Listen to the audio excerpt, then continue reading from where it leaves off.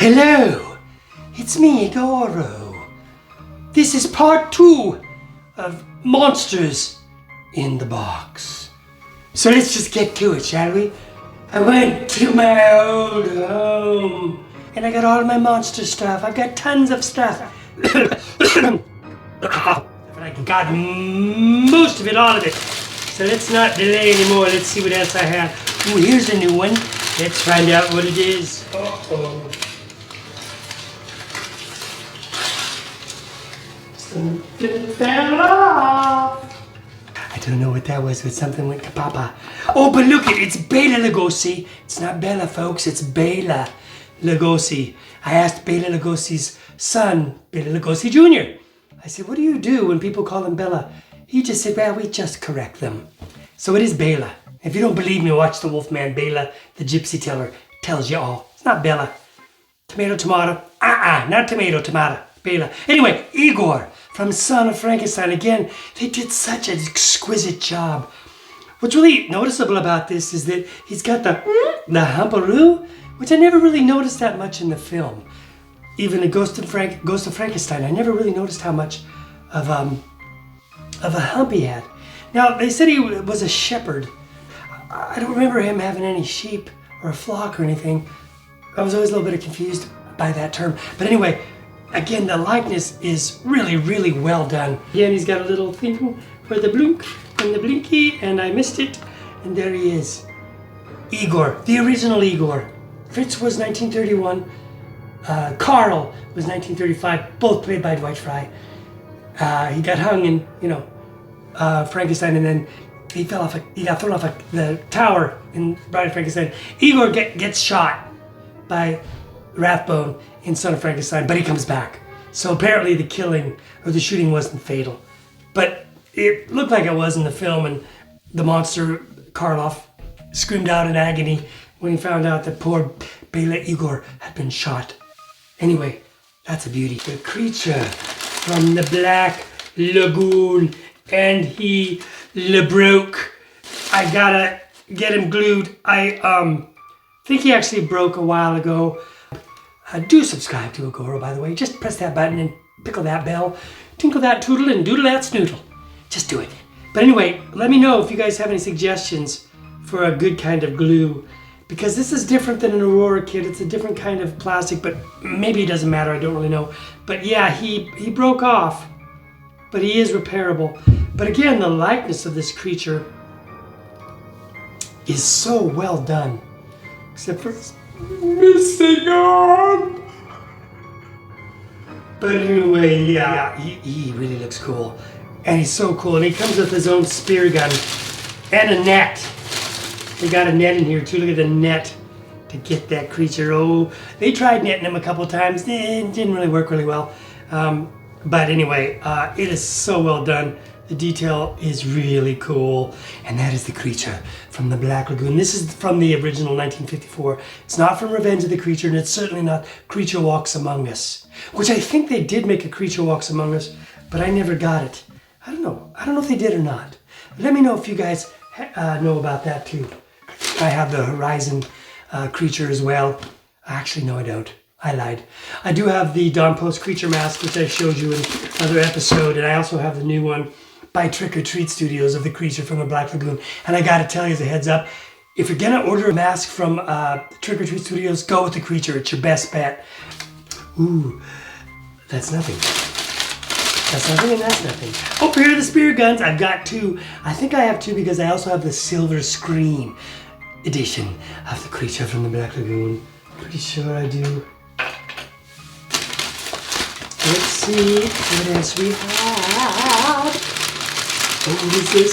The suspense is killing me. A clue. That could be a clue. Let's see if it is. Oh, it is a clue. This one's cool too. It's Bud Westmore makeup department, although Bud, again, just like the creature, had nothing to do with it. Jack Keevan did all the work. You know? There's a funny story about Jack Keevan and Chris Muller.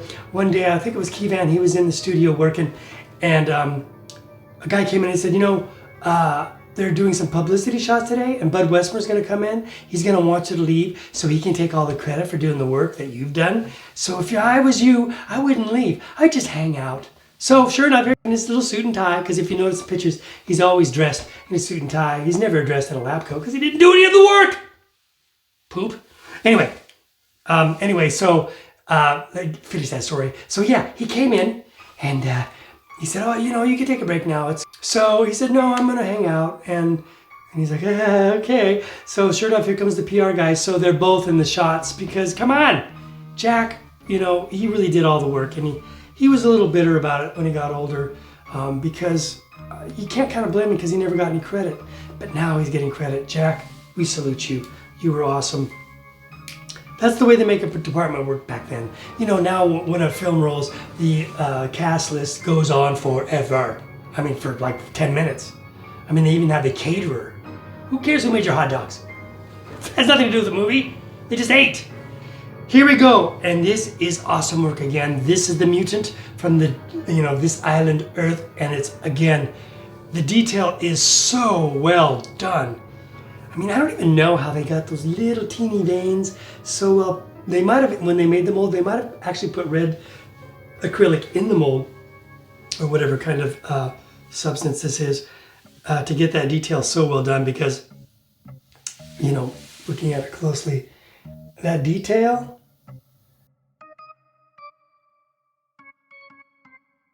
is really pretty good. It really is well done.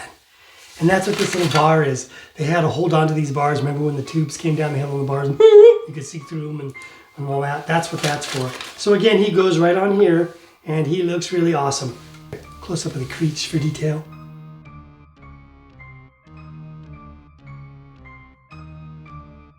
Just take a peek. Igorro. Just take a peek.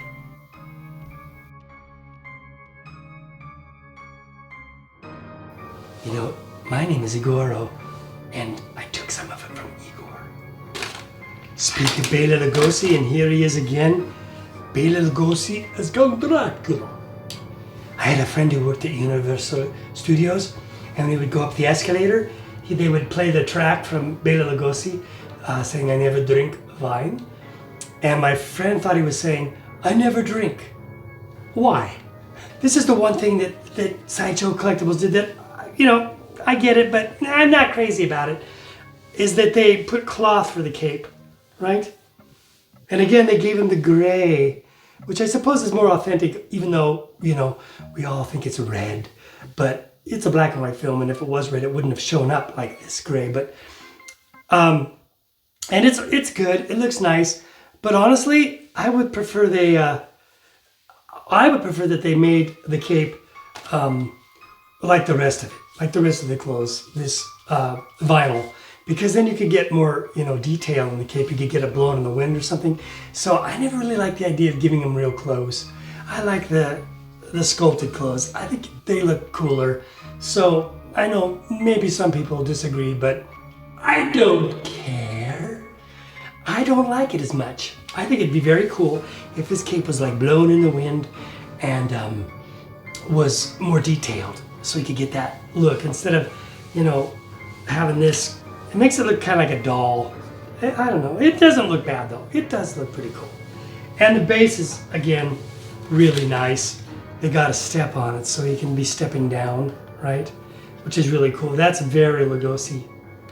That's very much from the 31 Dracula. Very cool. Again, take a look at the detail. He is a really well sculpted track, and the nice thing about these is it looks like Lugosi. Here's his bat. Mummy! Ooh, what's stuck to his side? Oh, Karloff's the mummy, right? Now the interesting thing about this really is that in the mummy, Karloff's 1933 mummy, we never really see him like this moving. We see him like this in the coffin. We see his hand take the scroll of life. We see that poor little guy freak out and go insane seeing him. And then we just see the rags of him leaving the room. It's actually really quite brilliant. And again, it's pretty nice because it's got a really great base, right? Another close-up of him. He's a good-looking man.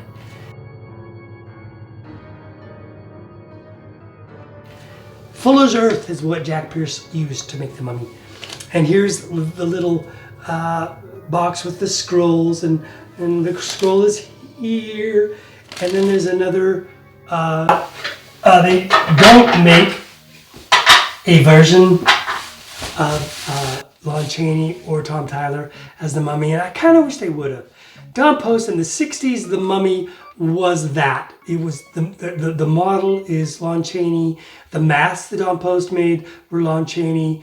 I know that, you know, a lot of people consider the original Mummy a superior film, and I get that. You know, it is a great film, but, you know, a lot of people don't even like the Mummy chillers that came out. Mummy's Hand, Mummy's Ghost, Mummy's Tomb. I like them. Sorry, I do. I think they're fun. I think the Mummy's really creepy when he's, you know, sliding along and scraping his leg, and yeah, it's slow and stuff, but it is so cool. So I get why in the 60s they kind of focused on that mummy, because, you know, Imhotep is creepy. Karloff's creepy, and he's all, you know, with his little clothes and his little hat and everything, but come on, let's see the mummy. Let's see. Come on. Claude Rains as the Invisible Man, right? And you can see him. Of course you can. What would be the point? This is really well done too. Again, I love The Invisible Man. 1933, great film. Claude Rains was so excited to be in a film, and then he was so disappointed to find out, well, you're invisible. You're not going to be seen. But, you know, he did the film anyway. And then he thought, well, at the end I die, and they'll see my beautiful blue eyes. And they're like, no, you're dead. Your eyes are going to be closed. And he's like, oh, really? Come on. I want a room and a fire. You're crazy to know who I am, aren't you? Very well, I'll show you. Here's a souvenir for you, and one for you. I'll show you who I am, and what I am. I love this movie. It is so exquisite. John P. Fulton did the effects. Really well done. There are little weird details about it, like at the end when he's sleeping in the barn and they smoke him out of the barn. And he walks out and they see his footprints, and that's how they shoot him. Only problem is the footprints are shoes. They're not barefoot. Oops. But come on, you know, you can't help that. Anyway, everybody loves Claude Rains in The Invisible Man.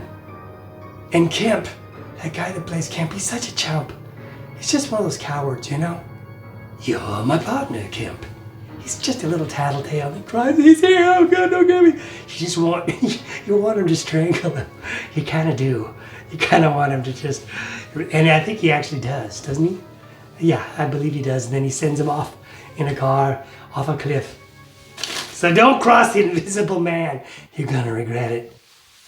Because he can see ya.